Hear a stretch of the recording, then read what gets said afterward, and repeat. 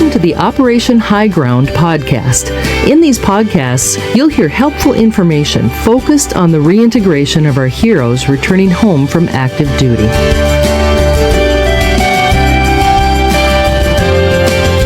Here now is Executive Director Rick Norling. Our guest today is Chaplain Colonel Steve West. Chaplain West served in the Chief of Chaplain's office with the Air Force and is currently the Executive Director of the NAECC, or the National Association of Evangelical Chaplaincy Commission. So, Steve, the suicide rate, among veterans is high. What kind of things are in place that you know of that can help a vet cope with post-traumatic stress and the reintegration issues that they face? Well, there's a difference between just the suicide rate and someone with PTSD and the suicide rate there, because there are plenty of veterans that don't have PTSD that never been diagnosed, which doesn't mean they don't have it, but that are depressed, feel lonesome, not sure where to turn or who to turn to. Hopefully they turn to the Lord and to the church, but a lot of times that doesn't happen without some kind of help from the church or from the people around them. So it's very important for people to reach out from the churches. And one of the things is understanding, just like the veteran who is depressed, who may at some point commit suicide. Everyone is different. Each one is different, just like suicides are in the general public. There is a difference, though, in that they feel like they're shut off because there are many times not people who understand. There are people who sympathize, but they just don't really understand. The military is a subculture of its own. And as that, many of these guys who are retirees especially are guys who grew up in the military, who have spent at least 20 years or more in the military. And in that, you have this camaraderie that you don't have in a neighborhood usually where you live, because 24/7, they are a part of each other's lives. You're at work together, you go and do exercises together, you work out together. Your families live next door if they're on base, because there's so many people that live on base that a lot of them are your friends, and you really get that close-knit feeling. And the churches that are doing it best, as far as from their side, are the churches that are trying to understand, that are saying, okay, we've never been there, but we want to help. And one of the best ways in that is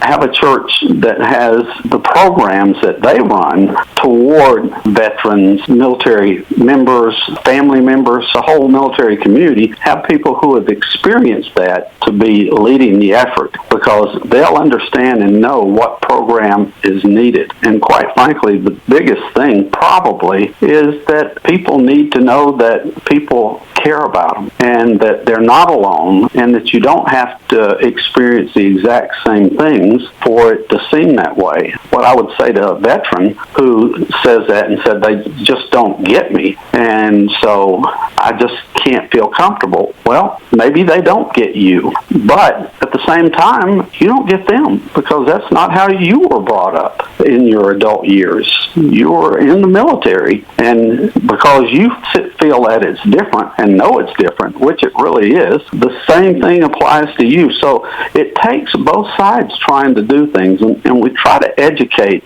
those folks that are out in trying to see where can you connect, because it's not always the church is reaching out to us. It's people that are in our boat reaching back out to others. So there are a lot of programs out there for suicide prevention. People these days hopefully know what the warning signs are. Someone who is deeply depressed and someone who is at the point of committing suicide and needing to know what to do. It's not so much the program, it's the person. And so you need people that care enough that they will try to put themselves in that veteran's shoe. And that's just talking on the veteran side. You think about families.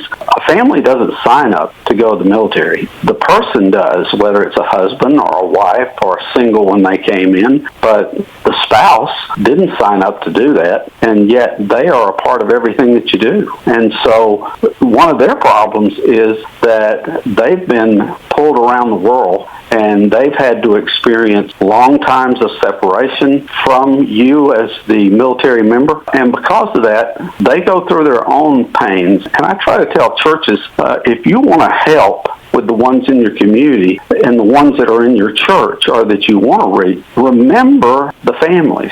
Because when I was deployed, if I was in the war zone especially, everybody calls you a hero because you're doing that. Well, you're just doing your job, and you're just trying to protect those principles and ideas that you believe in and the people that you believe in. But the families are back there, and people who would take care of my family and pick up the banner and run with it with my wife and my children out of the churches, those were the people that I called heroes. They were my heroes, because being away, you can't do it yourself. And when somebody else invests and tries to help with that, it means so much to us. I've talked to so many guys when we're deployed, and a number of them, of course, wouldn't have anyone, but some would talk about who's taking care of their families. I always wanted to ask them, are they with other family? And do they have a church community? These things. And it was amazing how the military member who separated themselves from their family and missing out on things themselves would be so proud to say, well, my church has a watch care program where they do something as soon as you're getting ready to deploy. Someone's assigned to that family, and they will keep contact with them, and there will be things for the church to do, especially if it's a unit where there are so many in the church and that happens. But it's a little different on the veteran side. There's a lot more that can be said, but that's pretty good right now. What resources are available? Certainly resources that can be used on the church level opposed to what is already available on the military. You said that there are plenty of support areas in the military, but not so many on the home front. Right, and that's true. And see, one of the things that makes such a big difference is the military member, a active duty military member, and their family, of course, is located at a base that you go back to yourself, or are they guard or reserve? Because those people go back to their regular lives, but the families during the time that you're gone have no resources hardly. They don't have a base right there. And so they may not have anyone that's in contact with them, and that's when it's really important to pick people up and to be there in those cases. And the church can do that so well. So one of the things, again, I think that having programs situated toward trying to meet the emotional needs, even the normal needs. One thing that is really good, if it's a military spouse and they're not at a base and their husband or wife is gone for 6 months or a year, then doing little things and having time to do those little things means so much. So someone taking care of the children at some point and saying, this day, this month, I'm going to come and I'm going to take care of the children, and you have a day yourself to do things involving the whole family in things such as any activities that they might have, friends and family and church groups like that. It's hard to nail down what is the best route because every situation is so different. Even like I say, in the sense it's according to whether you live in a community and you deploy from it and you come back to it or not. And so, those things can make a huge difference, and there's a different direction to try to reach out in those areas. And so the churches just need to be aware, always knowing what's happening in the lives of these people. Hopefully the staff will do that, and if not, they will have, I'm Baptist, and a lot of times they'll assign a deacon to the family, and that deacon and their spouse will try to be there for the family and kind of adopt them and things like this. But not everybody will accept those things, so all you can do is try. The blessing is not always in what we do, but what we're willing to do. If we reach out, then the Lord will work with us in many areas where we reach out to the military. In the case of dealing with emotional trauma, how do we recognize it? And if we do recognize it, what steps do we take? I have PTSD and I have disability because of it. And I take medication every day that helps me out, and I see mental health professionals. And the problem there is that, you don't want to tell anybody things because you say they won't understand that. But if I'm someone that's out there looking and maybe recognizing some things, there are a number of things that you can recognize having to do with someone with PTSD or with someone who is just depressed and suicidal in the military, or even as a veteran outside the military. And one of the things is to notice, are they moody? You can say, yeah, that's true for just about every person you talk about, but true. But are they moody to the point where it's not really their character? And simple things, are they hypervigilant? Are they always, when they're talking to you, are they always looking at other people instead of looking at you? Hypervigilance is a big sign, and so it's one that people can easily pick up on. Like myself, if I go out to eat with people, I hate to do it, but if I don't, I'm not going to enjoy the time near as much. But I always have myself positioned where I can see the people in the door. And that's something that if someone says, I've just got to be setting this direction, and you know that they're past military or military that's just come back from deployment and things, then you can be sensitive to those things that are happening with them. Other things, many things with the emotional side comes a lot of times tremors.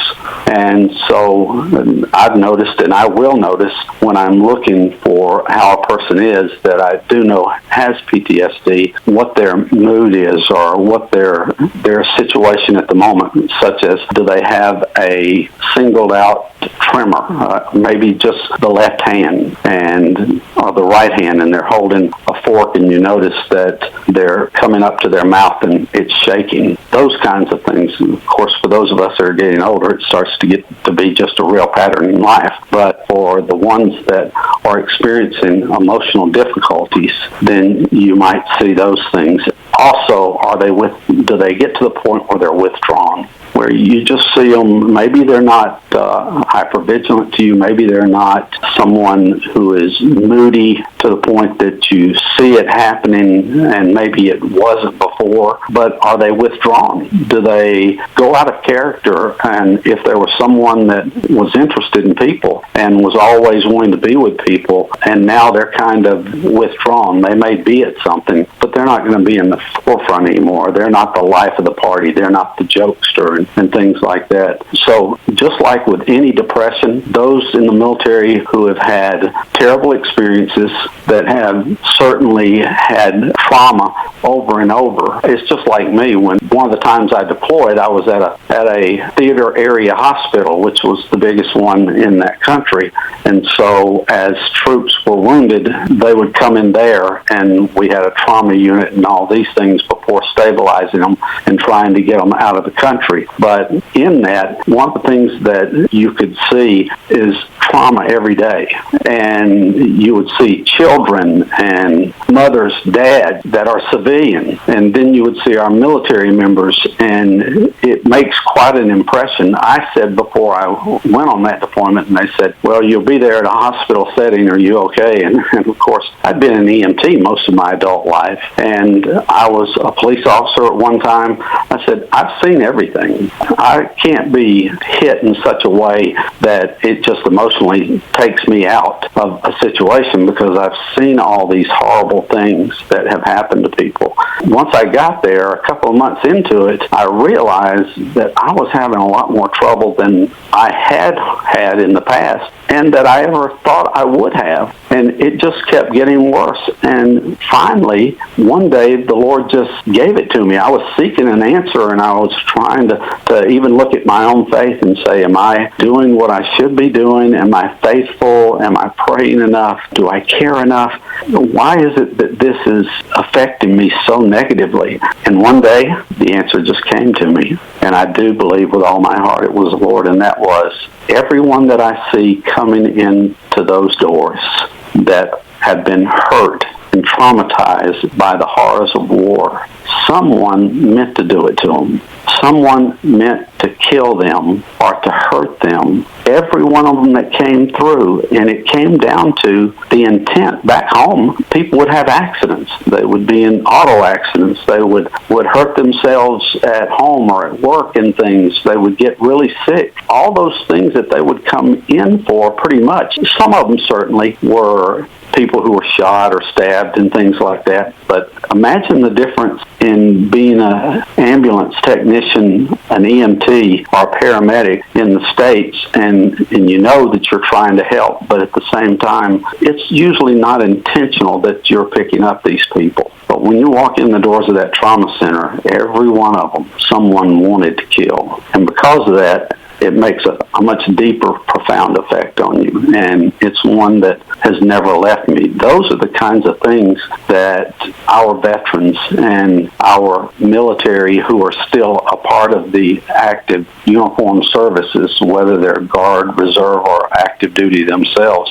those are the kind of things that they carry that people don't think about because they don't talk about those much. But if you get close enough to some of these guys, they want to be able to share some of these things. They just don't know how. And so the greatest blessing in the world is to know that someone is talking to you, sharing the most sensitive memories and feelings of their life.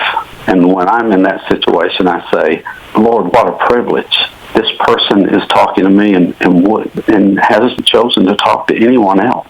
And it just kind of humbles you. Steve, we only have a few more minutes, and I have a couple of quick questions that I want to ask you, and I know that these questions, when you hear them, are probably not going to be quick answers because of the depth of them, but bear with me if you would. When you're dealing with post-traumatic stress, does it vary for women? Well, it is very different. And one of the things that I'd like to say, because it always needs to be reiterated, when we look at veterans, you know, some people are more willing to talk, some people aren't, some people are more willing to get close to someone, some aren't. So it's by the personality of the person. But one thing about gender is this: most people don't realize it, but our female veterans who are homeless and those that are just themselves or those that have children, they have far fewer places to turn to. Because when you look at these shelters that are there, the problem is that they might come to the shelter and say, I and my 2 children need to have a place to sleep tonight. We're cold, we're hungry, whatever is the situation at that time. And the people at the place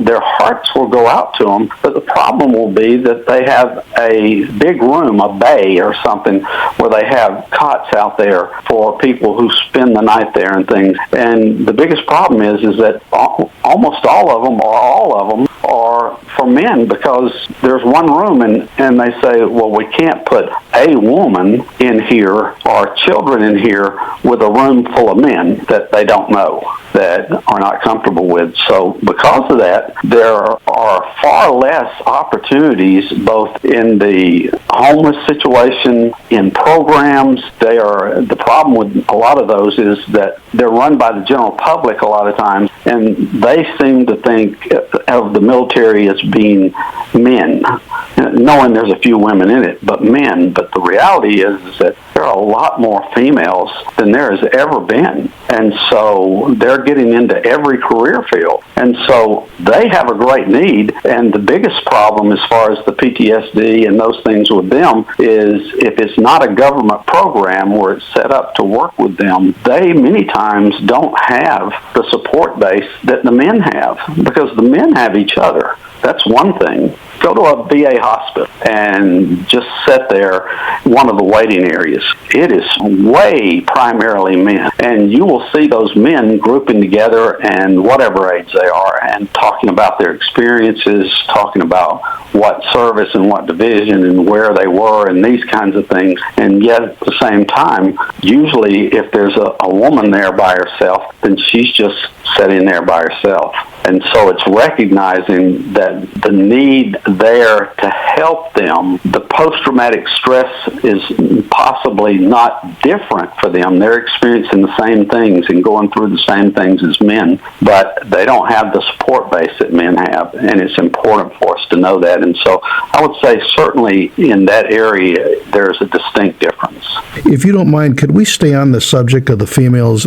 I know it's a sensitive issue, and I've heard a couple of times that certainly, the elephant in the room, some publications have touched on it, but where women have actually been sexually abused, in many cases, they've looked at the government as the cause of their problems, so they steer away from help and certainly don't go to the VA for any help. Right. Yes. Is that accurate? That is accurate. If you were in the situation that they may be in, one big problem with so many that have been sexually harassed or sexually molested or any of these things that are horrible, horrible crimes themselves, many times brought about by someone who is in the military themselves, even part of their unit in these things when they're in the military. For them, they don't reach out as much because you're right, they're in a different situation because of that sexual assault and those things. And the sad fact is that the reality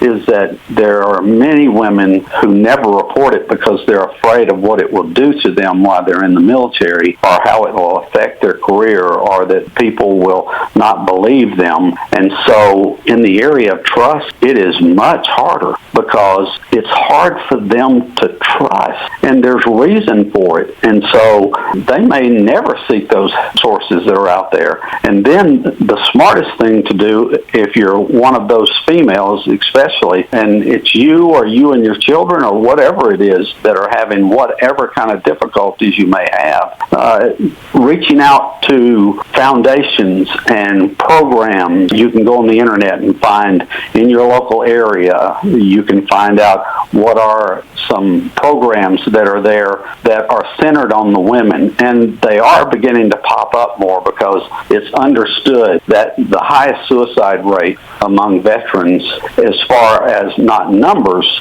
but as far as percentages, is the female, because of what they have gone through, because they've dealt with a lot of, during their military time, they've dealt with a lot of barriers that may not be written but are there.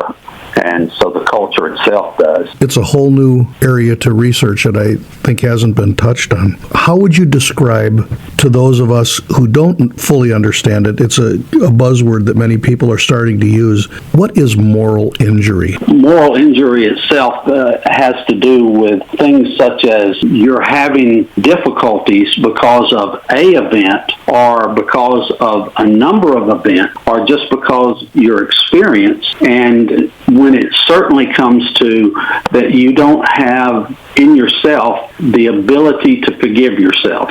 Maybe you took part in things, and maybe there were things that you just think, how could I have ever done those things? Whether they were right or wrong, and that doesn't make it. What happens is it goes to our very, very values. And so moral injury is when the problems that are there are great enough that they affect them in any way, and that may be emotionally, it may be physically, it can be all kinds of things that actually end up being the problems and the point of the problem, but a lot of times also spiritually, because they'll say, I can't forgive myself, God can't forgive me, and so they put a barrier between them and God, or why did I have to do these things, or why did I witness these things? And so their ability to see God as a loving God and a caring God is clouded.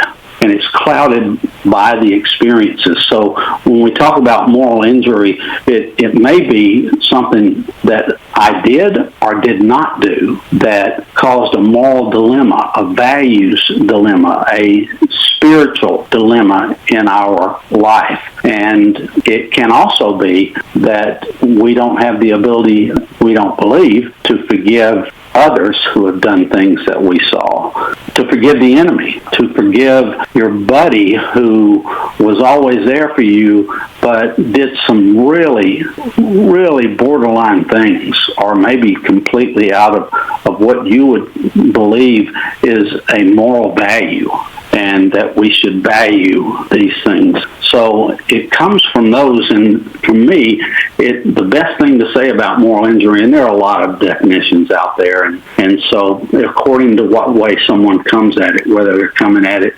from the emotional side or the disorder side, or how it's affected someone and changed their life, or how someone just can't trust, like I talked about with the females even, that it has affected their life so that it's not of their own making, but it's because they don't have the ability to deal with it. And it doesn't mean they're weak. It just means that not at all. It just means that they're either so hard on themselves or hard on someone else that they can't get past that forgiveness piece. In PTSD, a few years ago, I think the National Institute of Health PTSD division, where they were studying it, came out and said there's one thing that is present always in PTSD, and that is the inability to forgive oneself or to forgive others.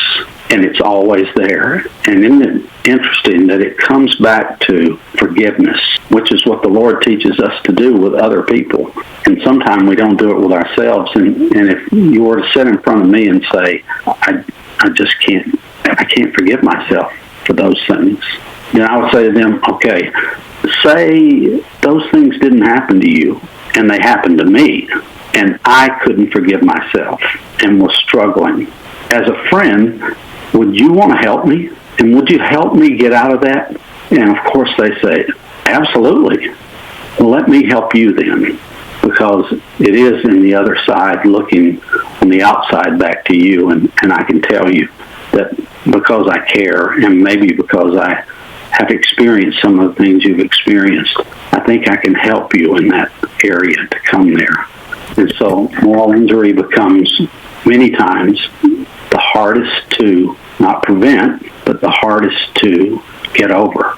And you know, Steve, that's going to be our prayer as well, is that this will be an opportunity and your words will help many, many people. And it's amazing that I've often heard that God will take a mess and give us a message. And, you know, I pray that all that you've gone through and experienced will be something that can touch the hearts of many, many people. And I really thank you for your time. Operation High Ground is a nonprofit organization that needs financial support to continue to grow and serve. If you would like to support us, you can reach us at operationhighground.org, or you can email us at info@operationhighground.org. Operation High Ground is committed to the continued support of our veterans and their families. Thank you for your interest and support of this program.